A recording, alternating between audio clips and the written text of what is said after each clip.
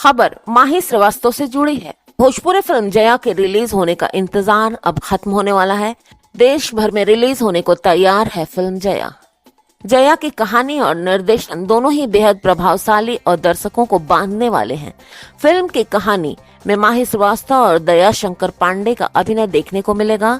माही श्रीवास्तव ने अपने किरदार में जान डाल दी है और दया शंकर पांडे ने अपनी प्रतिभा का पूरा प्रदर्शन किया है।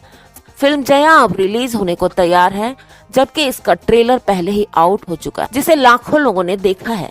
अब फिल्म रिलीज होने वाली है। इसकी जानकारी देते हुए निर्माता रत्नाकर कुमार ने बताया कि जया फिल्म बहुत जल्दी दर्शकों के सामने आएगी। बात फिल्म की कहानी की करें तो आज भी शमशान में महिलाओं का जाना हमारे समाज में वर्जित है। इस वर्जना को हमने फिल्म के माध्यम से सवाल के जरिए दिखाया है। साथ ही जाति भेद विभेद का दंश और एक बिन ब्याही माँ का तिरस्कार जैसी बातें इस फिल्म में दिखाई गई हैं, ऐसा रत्नाकर कुमार ने कहा।